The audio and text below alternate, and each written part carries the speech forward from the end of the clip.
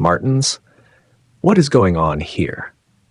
Vivian whispered, standing frozen in the doorway of her husband's office, the office she helped him get, staring at another woman sitting comfortably on his lap. Before she could say another word, Martin stood up, straightened his tie, and nodded to security to have her removed, unaware that the woman they were escorting out of the building had already made 3 phone calls that will shock you. Before we continue, hit that like button right now if you believe what a man does in the dark always comes to light. And if you're new here, subscribe and turn on notifications, because this story is just getting started and you cannot afford to miss what happens next. Vivian had never been the kind of woman who made decisions carelessly.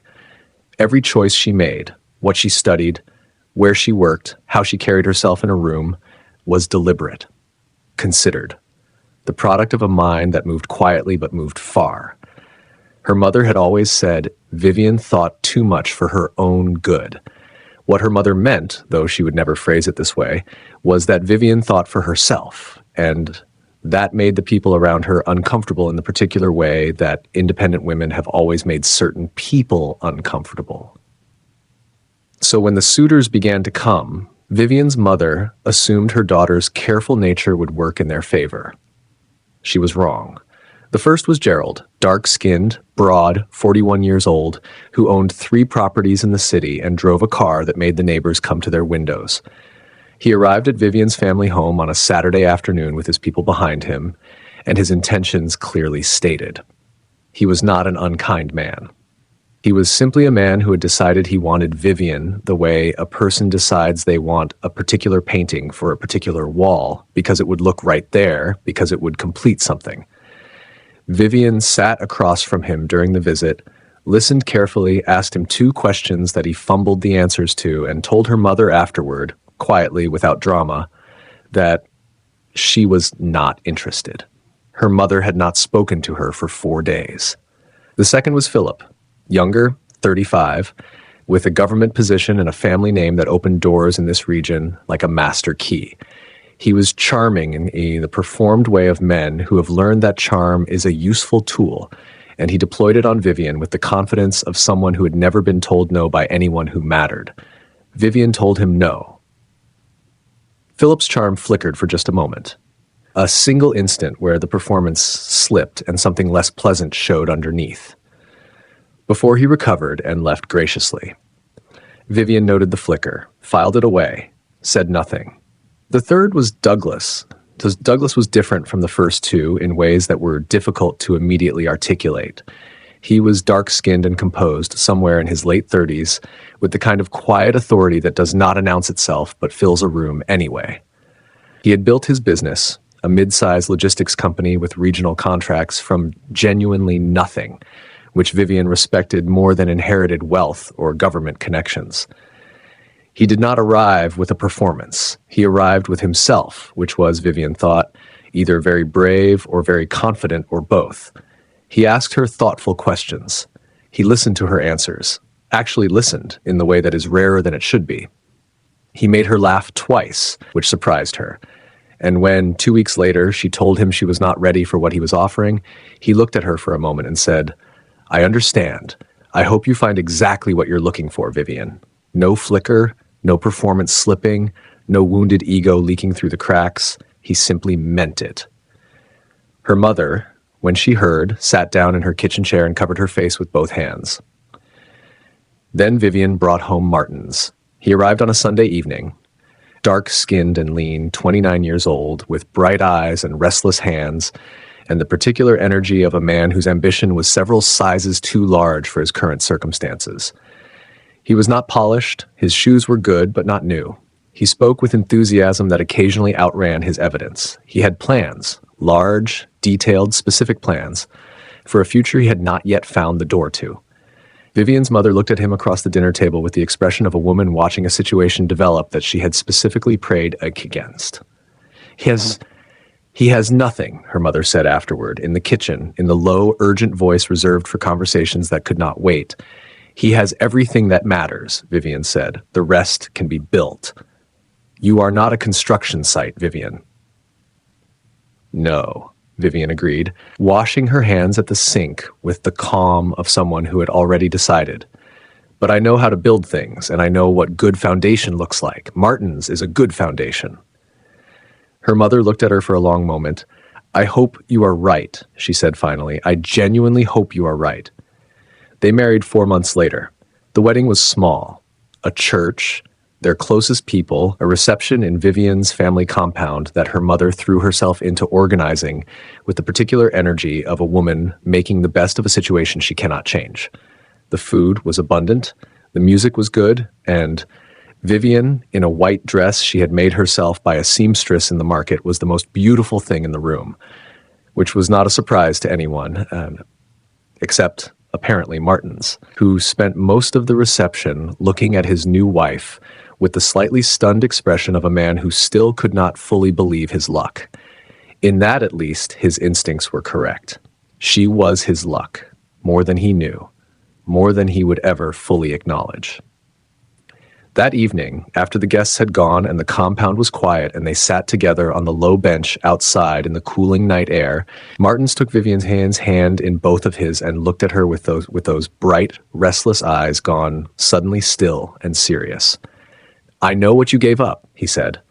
I know the kind of men who wanted you. I know what people think of me right now, that I am not enough, that you made the wrong choice. He paused. I want you to know that I will spend every day of my life making sure you never agree with them. I will never give you a reason to regret choosing me. I promise you that, Vivian, on everything I am. Vivian looked at him for a long moment. She believed him. She believed him completely, not naively, not blindly, but with the considered, deliberate faith of a woman who had studied this man carefully and concluded that he meant what he said.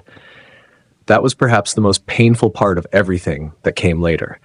Not that he had been lying, but that he had been telling the truth, in that moment, completely, genuinely, and had still become a man who broke every word of it. She squeezed his hand. I know, she said simply. Above them, the night was wide and full of stars. Below them, the future waited, full of everything they did not yet know was coming. 2 years into their marriage, Vivian had learned the precise geography of hope.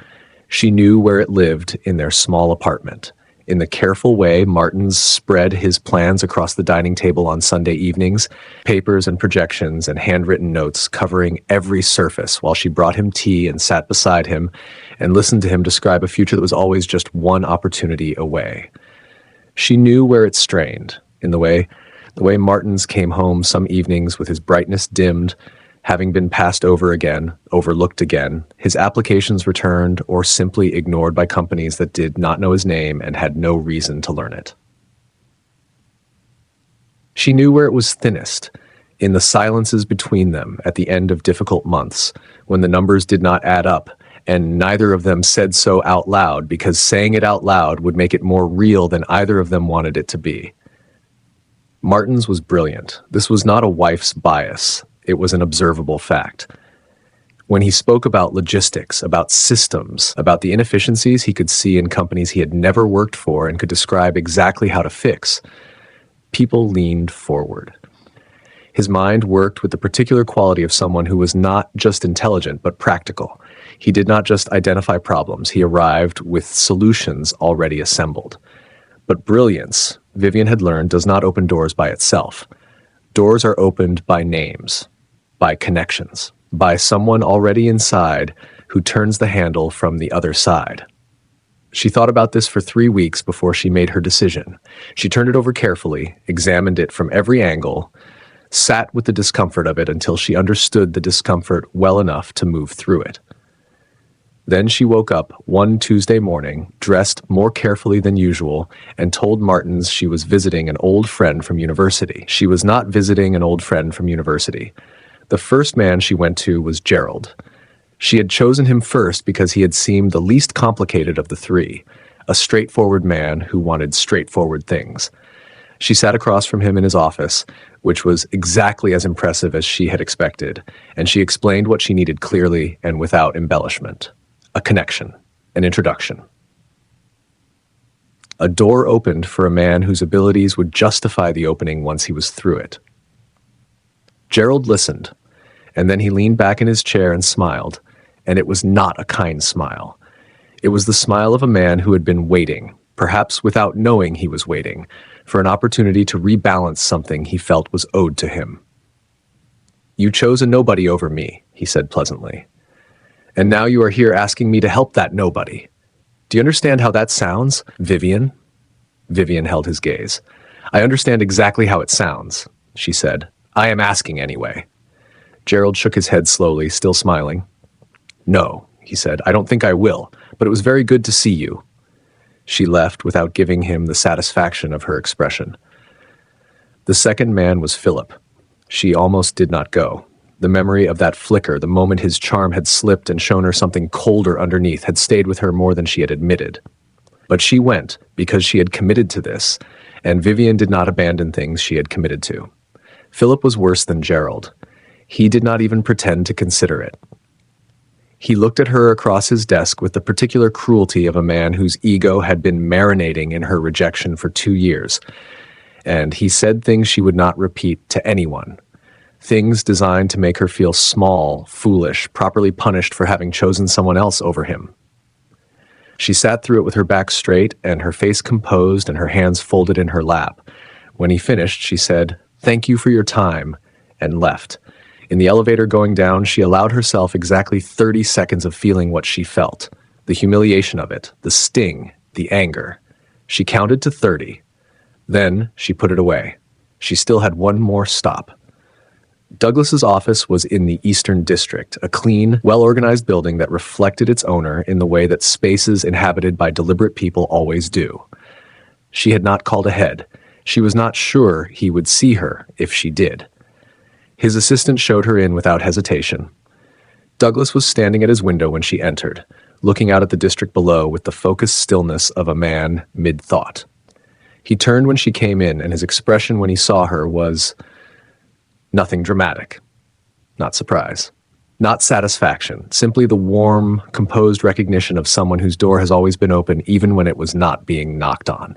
"Vivian," he said, "sit down. Can I get you anything?" "No," she said. "Thank you.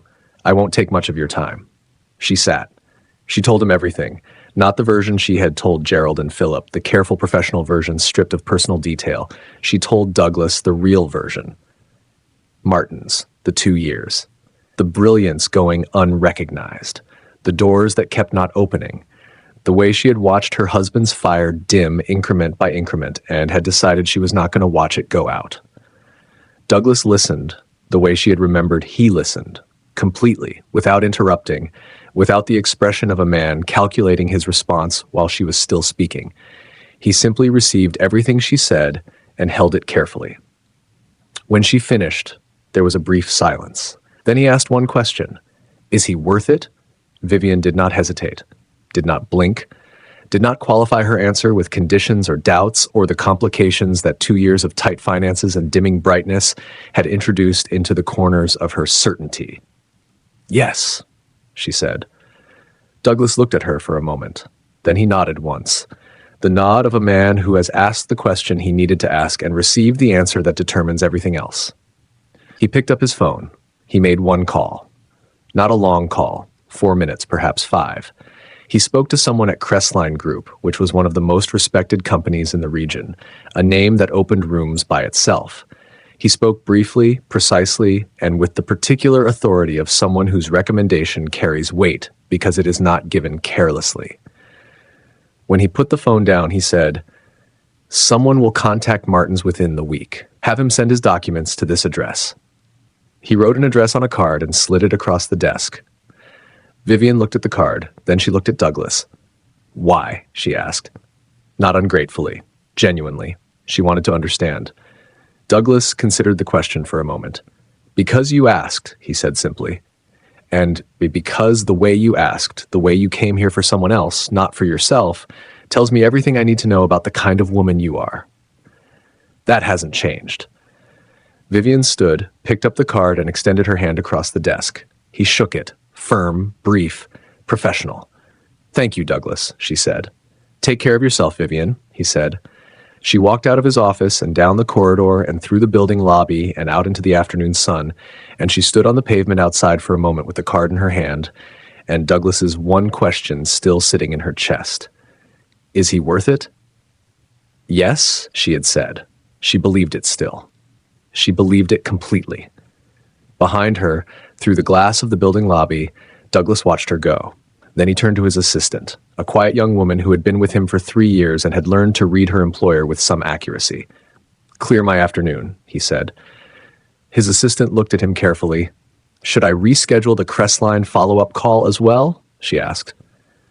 Douglas was quiet for a moment. No, he said. Leave that one. He paused. Some investments take time. That doesn't make them the wrong investment. His assistant wrote something down and said nothing. She had worked for Douglas long enough to understand that he was not talking about Crestline.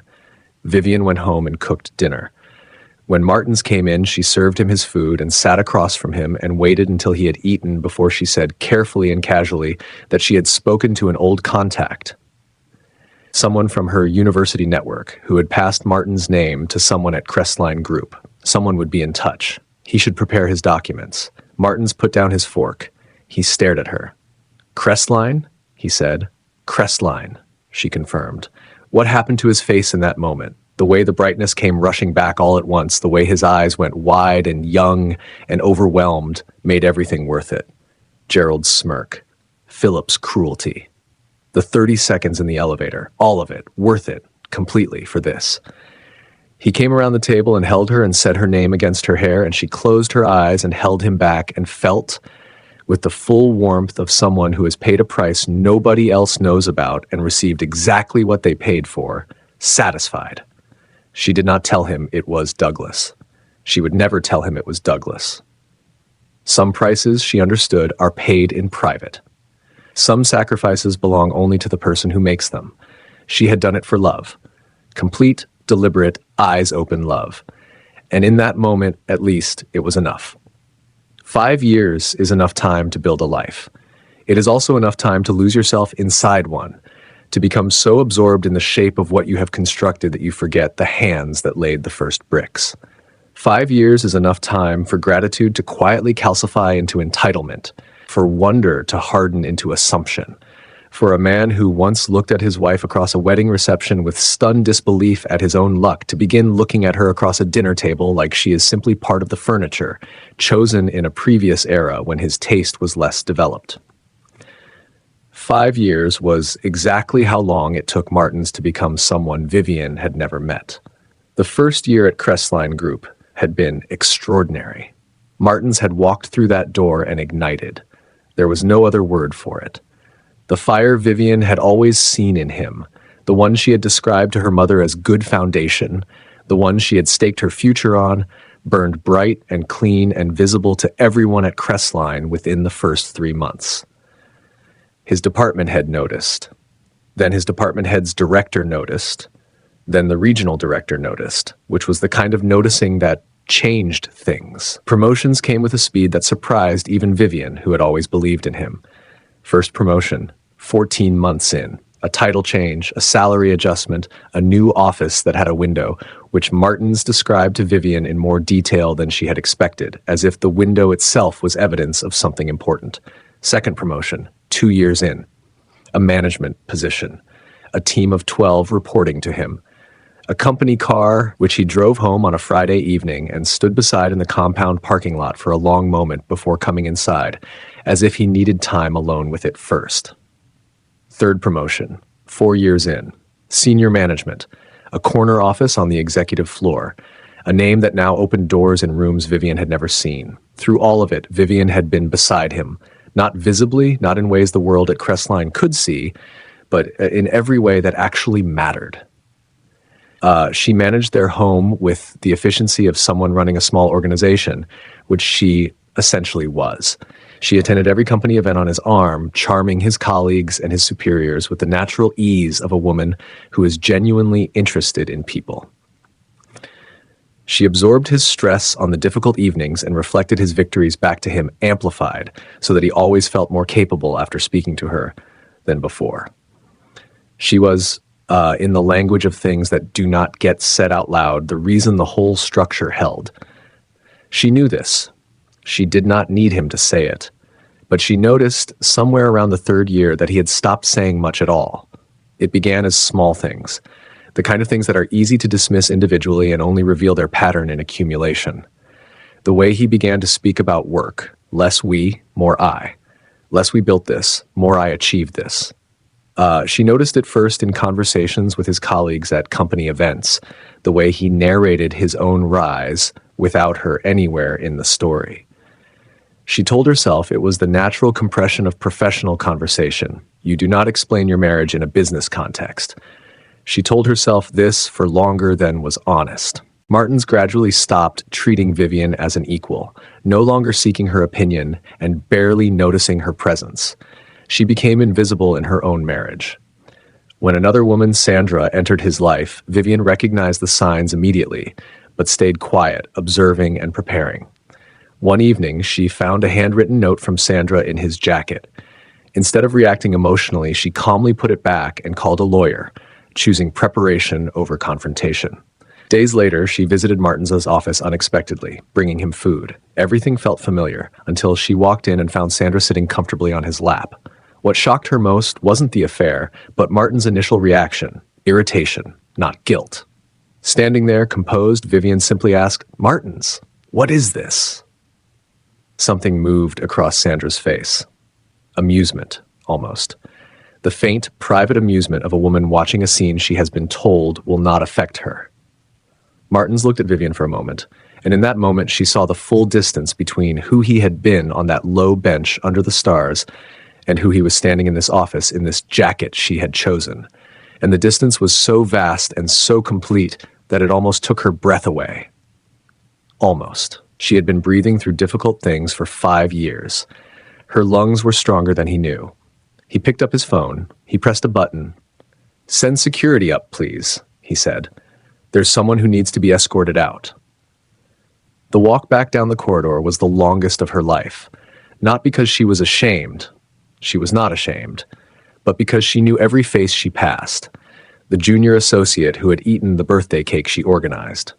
The executive assistant who had once asked her for her jollof rice recipe and received it handwritten the following week.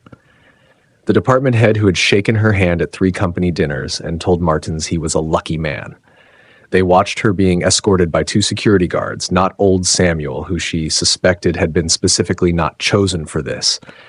And their faces carried a range of expressions that she did not have the bandwidth to fully catalog. Shock, pity, embarrassment, the particular discomfort of people watching something happen that they know is wrong, but are not positioned to stop. She held the container of jollof rice the entire way down. She did not put it down. She did not drop it. She carried it through the corridor and into the elevator and across the lobby, past Janet, who could not meet her eyes, and through the glass doors and out into the afternoon. Old Samuel was not at his post when she passed through the ground floor. She was grateful for that. She did not think she could have managed his expression on top of everything else. She sat in her car. The container of jollof rice sat on the passenger seat beside her, lid still sealed, rice still warm. She looked at the building. Crestline Group, the name on the facade, the building she had put her husband inside, with a phone call Douglas had made on her behalf because she had walked into his office and answered one question without hesitation. Is he worth it? She had said yes. She understood now, with the particular clarity that comes from sitting in a car outside a building where you have just been escorted out by security, that the answer she had given then was not wrong. Martins had been worth it. The man on the bench under the stars had been worth it entirely, completely. The man who had spread plans across the dining table and described a window as evidence of something important had been worth it. The man in the charcoal jacket who had pressed a button and said, "Send security up," was a different man. One she had not chosen. One who had been built, at least in part, by the choices the other man made as he rose. She was not angry. She was something quieter than angry and more permanent. She was finished. She picked up her phone. First call, her lawyer. 3 sentences. "It's time. Begin everything we discussed, all of it." Second call, her financial advisor. 2 sentences. "Move forward with the account review. Document everything." Third call. She sat for a moment with the phone in her hand. Then she scrolled to a name she had not called in 5 years. A name attached to a man who had made one phone call that lasted 4 minutes and changed the entire shape of her life. She pressed call. It rang twice. "Vivian," Douglas said. Not surprised, not theatrical, simply her name, said the way he had always said it, like it was something he was careful with. "Douglas," she said, "I need to talk to you." A brief pause. "I'll clear my afternoon," he said. She exhaled. She put the car in drive. She did not look back at the building. Douglas's office had not changed. Same clean lines, same organized surfaces, same window looking out over the Eastern District, the afternoon light falling across it with the particular quality of light that does not hurry. Vivian sat across from his desk and noticed these things the way you notice the details of a place you have been to before. Not cataloging, just receiving, letting familiarity settle around you like something comfortable after a long, uncomfortable day.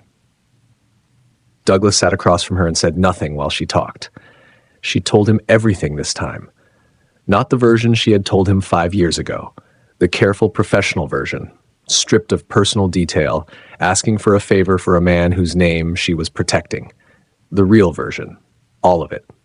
From the note in the jacket pocket to the lawyer's call to the financial advisor to the green dress and the jollof rice and the security guards and the corridor she knew by heart and the faces of the people watching who had eaten birthday cake she organized and asked her for her recipe and shaken her hand at 3 company dinners. She told him about the irritation on Martins's face. That was the detail that cost her the most to say out loud. More. Than Sandra, more than the security guards, more than any of it. The irritation, the flash of inconvenience in her husband's eyes when he saw her standing in the doorway of the office she had put him in. Douglas listened. He did not interrupt, did not flinch, did not offer the kind of consoling commentary that interrupts grief rather than receiving it. He simply sat with the quality of attention she had remembered from 5 years ago and let her finish completely before he said a single word. When she was done, the office was quiet for a moment. "I'm sorry," Douglas said, not as a preamble to something else, just that. An acknowledgement that what had happened to her was worth being sorry about, said by a man who meant it simply and did not dress it up. Vivian nodded. She was not going to cry. She had decided that in the car. "I need to understand what I'm dealing with," she said. "I need to know everything that can be known about what Martins has been doing, not for personal reasons." She paused. "Well, not only for personal reasons. My lawyer is already handling the personal side, but there is a professional dimension to this that I believe you are positioned to understand better than most." Douglas looked at her for a moment. Then he said carefully, "What do you know?" "Yes, I know he has been using company resources for personal benefit," Vivian said. "I know because I have seen the receipts, charged to Crestline accounts, filed as client entertainment, for evenings I know were not client entertainment because I know exactly where my husband was on those evenings and who he was with." She opened her leather bag and placed a folder on the desk. "I know there is a relationship with a subordinate that violates company policy. I have documentation, and I know that certain performance reports have numbers in them that do not match the operational realities I heard Martins describe at home in unguarded moments over the past 18 months. Douglas looked at the folder. He did not open it immediately. "Vivian," he said, "if I take this further, if this goes where it would logically go, it will not be a small thing. It will be thorough, and it will be public, and it will be permanent. You understand that?" "I understand that," she said. "And you are certain?" She thought about the bench under the stars, the promise, the 17 visits, the jollof rice on the passenger seat. "I am certain," she said. Douglas opened the folder. What Vivian had not known, what she could not have known because it had happened in the private world of boardrooms and shareholder meetings she was not part of, was that she was not the first person to notice the discrepancies in Martins's performance reports. Crestline uncovers irregularities tied to Martins after a quiet audit, triggered further by Douglas, a rival executive with inside connections. Martins is suspended, investigated, and ultimately dismissed, his reputation collapsing. Sandra leaves him immediately, having only valued his status. Meanwhile, Vivian, who had prepared in advance, handles the divorce efficiently, and walks away with her rightful share. Weeks later, a humbled Martins visits Vivian with their wedding photo, expressing regret. She acknowledges his realization but closes the door on him, choosing peace and finality. The next morning, she wakes with clarity and relief, ready to move forward with her life. She was 33 years old. She had a legal settlement that gave her solid financial footing. She had a mother who had never once said, "I told you so." She had a lawyer who was thorough and financial advisor who was precise. She had the kind of clarity that only arrives after everything unclear has been burned away. And she had an idea. She had been carrying it for almost a year. Since before the note in the jacket pocket, since before the office, since before all of it. And an idea that had begun as a quiet background thought and had grown in the months of careful silence while she watched and documented and prepared into something with real shape and real weight. A business. Her own. Built on her name, her decisions, her accumulated understanding of systems and inefficiencies and what it takes to make something work. She had spent 7 years making someone else's potential bloom. She understood, lying in the quiet of that apartment on that particular morning, that she had been practicing. She registered the business on a Monday. Vivian Cole Consulting, a lean, focused operation built around the things she had been doing informally her entire adult life, looking at broken or inefficient systems and identifying exactly what they needed. She had watched Martins do it at that dining table for years, spread his papers, analyze, strategize. She had contributed to every analysis more than the record showed. She knew how to do this work. She had always known. The difference was that this time, her name was on the door. She started small. Deliberately, not from lack of ambition, but from the understanding that foundations matter and rushing them produces cracks. She took 3 clients in the first month, all referrals from her own network, all small enough that she could give them the full quality of her attention. She worked from her apartment initially, at the same dining table where she had once sat across from Martins and his plans, now covered in her own papers, her own projections, her own handwriting. Her mother visited in the second month and stood in the doorway of the apartment looking at the organized, purposeful chaos of the dining table with an expression that took Vivian a moment to read. It was pride, not the relieved, grateful pride of a woman whose daughter had finally made a sensible choice. The deeper kind, the recognition of a parent who sees their child operating at the full height of what they are capable of and understands, perhaps for the first time completely, what that child has always been.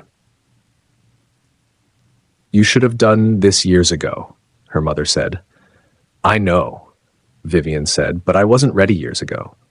Her mother sat down at the table, and now, Vivian looked at her papers, at her name on the registration documents, at the 3 client folders organized by priority in a neat stack beside her laptop. "Now," she said simply, "I'm ready."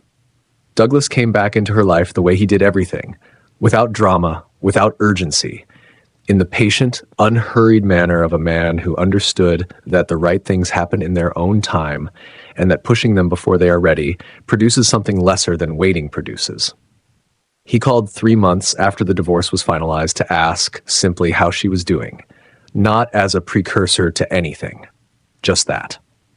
"How are you doing, Vivian?" The call lasted 20 minutes and covered her business, his business, a book they had both apparently read at different points without knowing the other had read it, and the quality of the jollof rice at a restaurant they had both visited independently and reached the same conclusion about.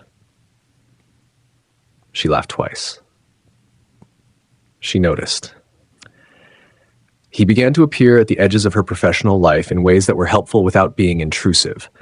A referral sent her way through his network, a contact passed along with a brief note, an industry event they both attended where he found her during the networking session and stood beside her in the easy, undemanding way of someone who is simply glad to be in the same room. He did not press. He did not declare. He did not arrive with an agenda.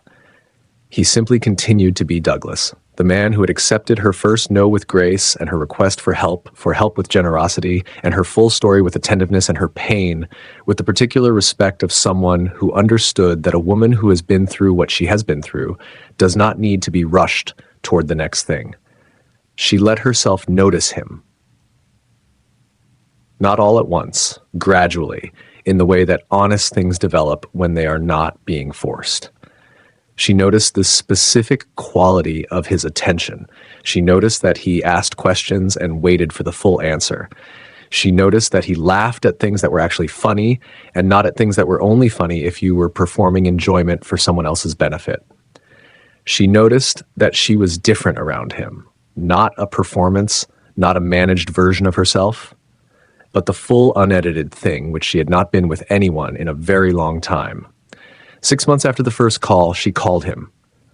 "I think," she said when he answered, "that I would like to have dinner with you, if that is something you would like." A brief silence. "Vivian," Douglas said, and she could hear the particular quality in his voice.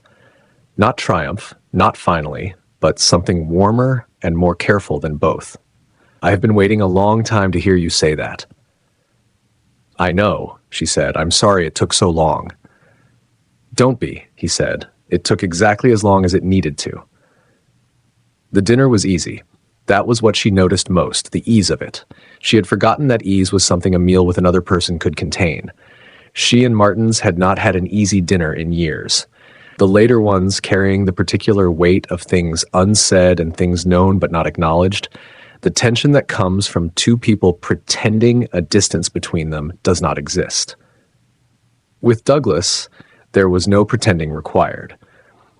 They talked for 3 hours, and the 3 hours felt like 40 minutes, and she drove home afterward with the windows down, despite the cool evening air, because something in her needed the openness of it.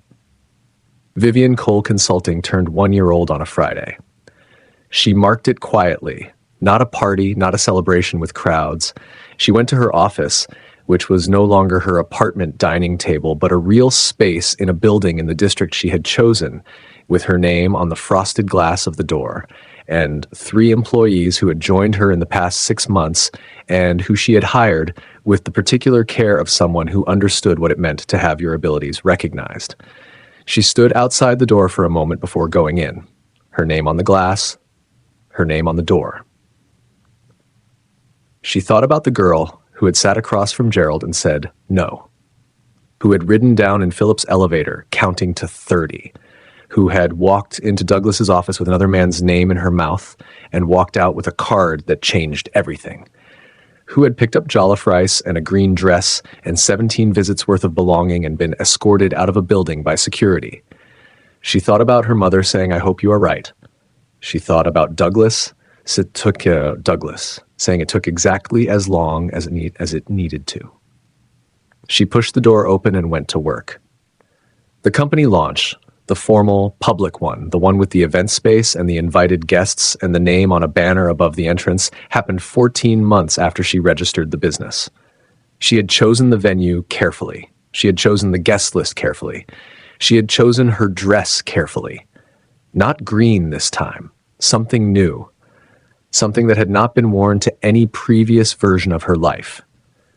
Douglas arrived early and stood beside her at the entrance as guests filed in, his hand finding hers with the easy naturalness of two people who have stopped needing to think about where their hands go.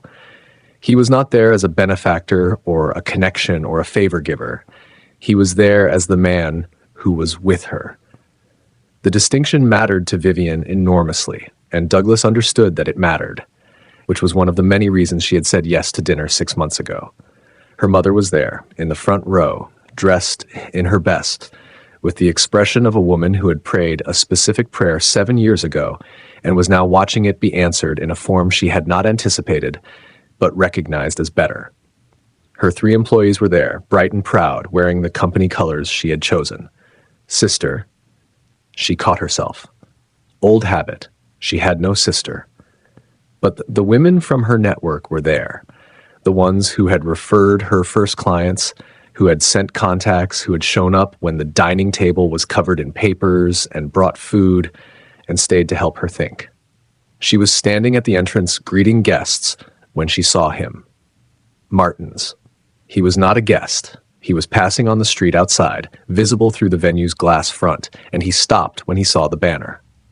He stood on the pavement and read the name, Vivian Cole Consulting Company Launch, And then his eyes moved through the glass and found her. She was looking at him. He was looking at her. She did not look away, did not look triumphant, did not look wounded.